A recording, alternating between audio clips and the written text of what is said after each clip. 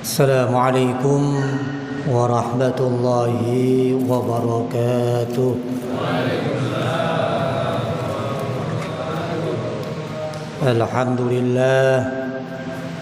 Alhamdulillahilladzi anzala ala 'abdihil kitaba wa lam yaj'al lahu iwaja. Asyhadu an la ilaha illallah wa asyhadu anna Muhammadan 'abduhu wa rasuluh. Allahumma salli wa sallim wa zid wa barik ala sayyidina Muhammadin wa ala alihi wa ashabihi ajmain, amma ba'd. Hadratal muhtaramin, para alim ulama, para asatid, para sesepuh, hadirin hadirat rahimakumullah. Alhamdulillah, tsumma alhamdulillah, tsumma alhamdulillah.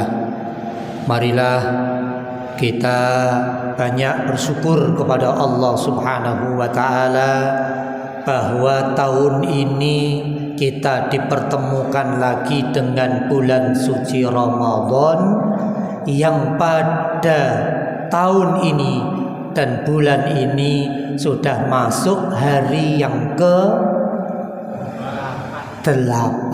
Allahu Akbar, cepat sekali Bapak Ibu sekalian. Maka marilah kita gunakan sebaik-baiknya kesempatan yang penuh keberkahan ini dalam bulan yang agung, bulan yang penuh dengan barokah ini, karena belum tentu tahun depan kita masih ketemu lagi dengan bulan Ramadan. Hadirin jamaah salat subuh yang dirahmati Allah, ada seorang sahabat Nabi namanya Sya'ban.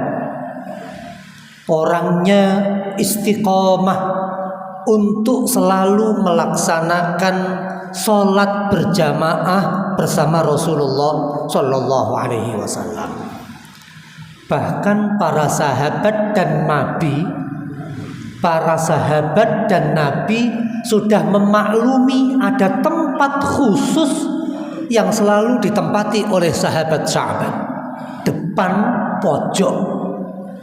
Tempat yang biasa dilakukan oleh sahabat Sya'ban atau ditempati oleh sahabat Sya'ban untuk sholat bersama Rasulullah Sallallahu Alaihi Wasallam.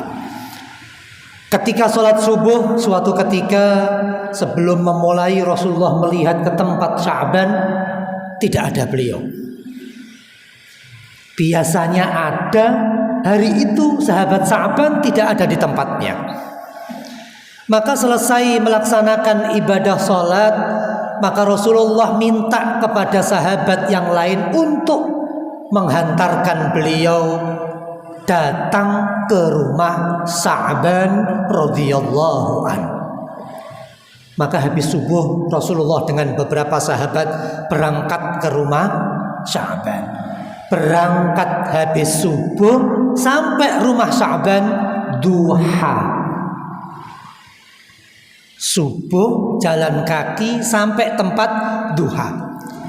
Bisa dibayangkan berapa jauhnya rumahnya sahabat Sya'ban. Rumah kita paling dari sini sampai rumah 15 menit, paling jauh setengah jam. Sahabat Sya'ban setelah subuh sampai ke rumahnya duha. Setelah sampai di rumah sahabat Sya'ban, maka Rasulullah seperti biasa mengucapkan salam, bertemu dengan keluarga. Maka ternyata istri Sya'ban mengatakan bahwa sahabat Sya'ban radhiyallahu an baru saja wafat. Tidak sholat subuh berjamaah karena wafat. Maka kemudian istrinya bertanya, "Ya Rasulullah, ada satu hal yang ingin saya tanyakan kepada panjenengan ya Rasulullah. Ketika Sya'ban ini sedang sakaratul maut, antara hidup dan mati, Sahabat Sa'ban ini berteriak 3 kali, "Ya Rasulullah, kami tidak ada yang faham." Pada teriakan pertama beliau mengatakan, "Ya Allah, kenapa tidak lebih jauh?" Kemudian berteriak lagi untuk yang kedua, "Ya Allah, kenapa tidak yang baru?" Dan berteriak lagi untuk yang ketiga, "Ya Allah, kenapa tidak semuanya?" Kami ingin bertanya kepada engkau ya Rasulullah, ada apa? Atau apa sebenarnya yang dimaksud oleh Sya'ban ini? Mendengar pertanyaan tersebut, maka Rasulullah Sallallahu Alaihi Wasallam membaca satu ayat Al-Quran. Bismillahirrahmanirrahim. Laqad kunta fi ghaflatin min hadha fakashafna 'anka ghita'aka fabasaruka al-yawma hadid. Bahwa Allah Subhanahu wa taala dalam ayat ini menjelaskan bahwa ketika orang sedang sakaratul maut, maka Allah Subhanahu wa taala memberikan kepada orang tersebut penglihatan yang lebih tajam dari penglihatan ketika dia masih hidup di alam dunia. Bahkan Rasulullah Shallallahu Alaihi Wasallam bersabda,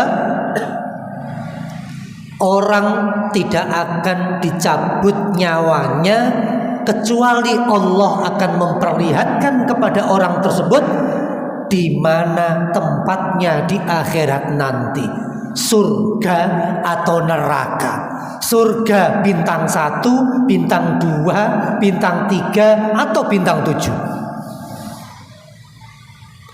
Maka ketika sahabat Sya'ban ini sedang sakaratul maut, diputar oleh Allah bagaimana kebiasaan di dalam hidupnya, perjalanan dari rumahnya ke masjid bolak-balik untuk melaksanakan sholat berjamaah bersama Rasulullah Sallallahu Alaihi Wasallam. Diperlihatkan juga bagaimana pahala yang telah disiapkan oleh Allah, surga yang sudah dipersiapkan oleh Allah. Maka beliau kemudian berteriak, "Ya Allah, kenapa rumah saya tidak lebih jauh dari itu?" Allahu Akbar. Setelah melihatkan ganjaran perjalanan dari rumah ke masjid, satu langkah satu kebaikan, satu langkah diangkat satu derajat, satu langkah diampuni dosanya, maka sahabat Sya'ban berteriak, "Kenapa tidak lebih jauh daripada itu?" Orang soleh, rajin ibadah, masih merasa kurang maksimal. Gimana kalau kita? Kemudian yang ketiga diperlihatkan oleh Allah bagaimana di dalam perjalanan dari rumahnya. Pada musim dingin biasa orang pakaian itu double-double. Biasanya pakaian biasa, jaket, kemudian jaket yang di luar. Biasanya yang di luar itu pakaian yang sudah lama atau sudah jelek. Di dalam perjalanan itu sahabat Sya'ban ketemu dengan sahabat yang lain sedang kedinginan. Maka beliau kemudian bersedekah, bersedekah, melepas pakaiannya yang di luar. Kebetulan yang jelek, yang lama diberikan kepada sahabat tersebut. Kemudian berangkat bersama-sama ke masjid Rasulullah Sallallahu Alaihi Wasallam. Diperlihatkan oleh Allah ketika itu pahala, ganjaran, surga yang bakal diterima oleh sahabat Sya'ban karena kebaikannya tersebut. Maka beliau berteriak, "Ya Allah, kenapa tidak yang baru? Tentu kalau aku berikan yang terbaru, ganjaran dari Allah pasti akan lebih baik daripada yang akan aku terima." Kemudian yang ketiga, diperlihatkan oleh Allah bahwa Sya'ban sedang makan. Beliau makan roti. Ketika beliau sedang makan, ada seorang meminta-minta.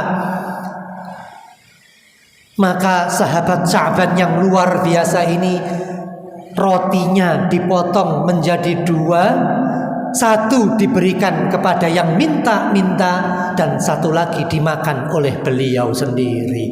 Tergambar, diperlihatkan oleh Allah ganjaran yang akan beliau terima dari sedekah tersebut. 50% yang dia miliki diberikan. Terlihat bagaimana ganjarannya, maka beliau kemudian berteriak, "Ya Allah, kenapa ketika itu tidak semua yang aku berikan?" Allahu Akbar. Penyesalan orang soleh seperti yang tergambar dalam riwayat ini, beliau masih merasa bisa melakukan lebih maksimal daripada kebaikan, ibadah, istiqamah yang biasa beliau lakukan. Na'udzubillah, jangan sampai kita ini suatu saat akan menyesal karena kita belum bertaubat kepada Allah. Sahabat-sahabat penyesalnya karena merasa belum maksimal, padahal sudah maksimal itu di mata kita. Jangan sampai kita menyesalnya nanti adalah kita belum bertaubat kepada Allah Subhanahu wa ta'ala. Na'udzubillah min dzalik. Maka di dalam surat At-Tahrim Allah berfirman, "Ya ayyuhalladzina amanu tubu ilallahi taubatan nasuha." Wahai orang yang beriman, ayo taubatlah kepada Allah dengan sebenar-benarnya taubat. Apa itu taubat? At-taubat itu artinya kembali. Dalam istilah ulama disebutkan at-taubah itu adalah al-qurbu ilallahi bit-ta'ati warruju'u ilaihi bitajdidi niyati al-amalis salih. Mendekatkan diri kepada Allah dengan ketaatan dan kembali kepada Allah dengan memperbaharui niat untuk amal saleh. Kembali kepada Allah. Dengan apa? Dengan beristighfar kepada Allah Subhanahu wa ta'ala. Astaghfirullahaladzim. Astaghfirullahaladzim. Astaghfirullahaladzim. Taubat kepada Allah Subhanahu wa ta'ala. Rasulullah sallallahu alaihi wasallam dalam riwayat Al-Bukhari disebutkan, Rasulullah bersabda, "Wallahi inni la astaghfirullah wa atubu ilaihi fil yaumi aktsara min sab'ina marrah."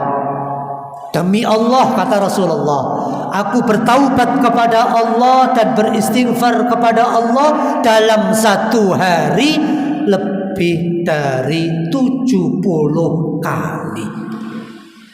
Itu Rasulullah, tidak punya dosa, maksum, dijamin surganya. Taubatnya satu hari lebih dari 70 kali. Dalam riwayat Muslim disebutkan, fa inni atubu fil yaumi mi'ata marrah. Dalam riwayat Muslim disebutkan Rasulullah bertaubat, beristighfar kepada Allah satu hari 100 kali. Gak tahu kalau kita, Bapak Ibu sekalian, yang tahu diri kita masing-masing. Minimal ketika setelah selesai sholat 3 kali, 5 kali sholat, baru 15 kali. Jauh dari istighfar yang dilakukan oleh Rasulullah Sallallahu Alaihi Wasallam. Maka Imam An-Nawawi dalam kitab Riyadhus Shalihin, beliau menyebutkan bahwa beristighfar, bertaubat kepada Allah Subhanahu wa ta'ala, hukumnya adalah wajib. Karena sebagai manusia kita tidak pernah lepas dari salah. Ada taubat dari kesalahan yang terkait dengan Allah, ada taubat yang terkait dengan sesama. Ada yang kesalahan dengan Allah Subhanahu wa ta'ala. Bagaimana taubatnya? Menurut Imam An-Nawawi, cara bertaubatnya ada 3. Yang pertama, ayyuqli'a anil maksiyah. Stop dari maksiat yang biasa kita lakukan. Contoh maksiat itu apa, Pak? Maksiat kepada Allah itu contohnya apa? Meninggalkan puasa Ramadan, maksiat kepada Allah. Yukli'a anil maksiyah, stop untuk tidak melakukan atau stop dari perbuatan kesalahan tersebut. Kemudian yang kedua, ayyandama ala fi'liha. Kalau pengen bertaubat kepada Allah setelah stop tidak melakukan perbuatan tersebut, kita harus menyesal. Kata Imam An-Nawawi, harus menyesal dari keburukan atau dosa yang pernah kita lakukan tersebut. Dan yang ketiga, ayyazima alla ya'uda ilaiha abadan. Kita berazam untuk tidak mengulangi lagi perbuatan tersebut. Itu kalau taubatnya terkait dengan Allah Subhanahu wa ta'ala. Ada dosa yang terkait dengan sesama, dengan tetangga kita, dengan saudara kita, dengan teman-teman kita, maka taubat dalam dosa tersebut selain 3 hal yang sudah kami sebutkan tadi ditambah 1, ayyabra'a min haqqi sahibiha, untuk menyelesaikan urusan hak adami dengan sesama yang telah kita sakiti. Maka luar biasanya ulama Indonesia membuat sebuah inovasi yang tidak ada di tempat lain. Apa itu? Halal bihalal, supaya kita bisa melaksanakan poin yang keempat, ayyabra'a min haqqi sahibiha. Hadirin jamaah salat subuh yang dirahmati Allah Subhanahu wa ta'ala, maka Allah dalam ayat surat At-Tahrim ayat ke-8 Allah berfirman, ya ayyuhalladzina amanu tubu ilallahi taubatan nasuha. Ayo bertaubatlah kepada Allah dengan sebenar-benarnya taubat. Jangan sampai nanti suatu saat kita akan menyesal, dan penyesalan itu tidak ada gunanya. Bapak Ibu jamaah salat subuh yang dirahmati Allah, maka ada beberapa hal yang bisa menggugurkan dosa-dosa kita. Yang pertama adalah beristighfar kepada Allah Subhanahu wa ta'ala, sebagaimana yang diberikan contoh oleh Rasulullah sallallahu alaihi wasallam, beristighfar dalam satu hari 100 kali sebagaimana riwayat Muslim. Kemudian yang kedua, wudu. Wudu ini juga bisa menggugurkan dosa. Kita mau sholat, datang ke masjid, kemudian berwudu, membasuh muka, tangan, apalagi kaki. Disebutkan di dalam hadis Rasulullah, barang siapa yang wudu dengan sebaik-baiknya, kharajat khatayahu min jasadih, maka akan keluar kesalahan-kesalahan, dosa-dosa yang ada di dalam dirinya. Dengan apa? Wudu. Hadis riwayat Muslim.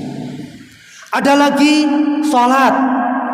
Sholat yang kita lakukan ini juga menggugurkan dosa-dosa kita. Dalam sebuah hadis riwayat Muslim juga disebutkan, as-salawatul khams wal jum'atu ilal jum'ati wa ramadan ila ramadan mukaffiratun ma bainahunna idza istanabatil kabair. Salat 5 waktu yang kita lakukan, salat Jumat yang kita lakukan dengan kemudian salat Jumat yang lain, dosa di antara ibadah tersebut akan diampuni oleh Allah Subhanahu wa ta'ala. Syaratnya idza istanabatil kabair atau idza istanaba al kabair, syaratnya meninggalkan dosa-dosa besar.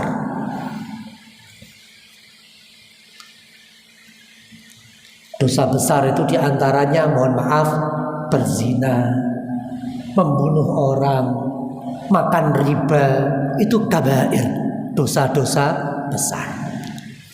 Jadi dengan istighfar, dengan wudhu, dengan sholat, dosa-dosa kita akan diampuni oleh Allah Subhanahu wa ta'ala. Begitu juga ibadah yang sedang kita lakukan pada bulan suci Ramadan, yaitu puasa, itu juga akan menjadi penghapus dosa-dosa yang kita lakukan. Allahu Akbar. 1 bulan penuh kita diperintahkan oleh Allah untuk berpuasa. Nanti di akhir puasa, ketika kita akan keluar dari rumah untuk melaksanakan sholat Id, dalam sebuah hadis disebutkan bahwa ketika itu Allah Subhanahu wa ta'ala berfirman kepada para malaikat, "Ishhadu ya malaikati inni ja'altu thawabahum ala siyamihim ridai wa maghfirati." Saksikan wahai para malaikat, ketika kita sedang berbondong-bondong melaksanakan sholat Id, Allah berfirman, saksikan wahai para malaikat, sesungguhnya pahala dari ibadah puasa yang telah mereka lakukan 1 bulan penuh adalah akan aku berikan kepada mereka ridhaku wa maghfirati, dan ampunanku. Maka zikir yang paling dianjurkan oleh Rasulullah pada bulan Ramadan itu zikir yang berbunyi, asyhadu an la ilaha illallah astaghfirullah nas'aluka ridhaka wal jannah wa na'udzu bika min sakhatika wan nar. Allahumma innaka afuwwun tuhibbul afwa fa'fu anna. Allahumma innaka afuwwun karim tuhibbul afwa fa'fu anna ya karim. Allahumma innaka afuwwun karim tuhibbul afwa. Ya Allah, Engkau adalah menyukai memberi maaf, dan Engkau adalah Zat yang maha mulia, maka ampunilah kami ya Allah. Allahu Akbar. Ini doa yang dianjurkan oleh Rasulullah Sallallahu Alaihi Wasallam. Maka hadirin jamaah sholat subuh yang dirahmati Allah, bulan Ramadan ini adalah kesempatan kita untuk banyak-banyak mendekatkan diri kita kepada Allah Subhanahu wa ta'ala. Kita tingkatkan kualitas puasa kita, kita tingkatkan kualitas sholat kita tingkatkan kualitas sedekah kita tingkatkan kualitas bacaan Al-Quranul Karim. Mudah-mudahan kita keluar dari bulan suci Ramadan nanti bersih dari dosa-dosa kita. Dosa-dosa kita diampuni oleh Allah, bersih seperti bayi yang baru dilahirkan. Amin ya rabbal alamin. Sekali lagi, karena apa? Belum tentu tahun depan kita ketemu lagi dengan bulan suci Ramadan. Usikum wa iyaya nafsi bitaqwallah. Mohon maaf, mudah-mudahan sedikit yang kami sampaikan bisa menjadi pengingat bagi kami dan bagi jamaah sekalian. Wallahul muwaffiq ila aqwamit thariq. Wassalamualaikum warahmatullahi wabarakatuh.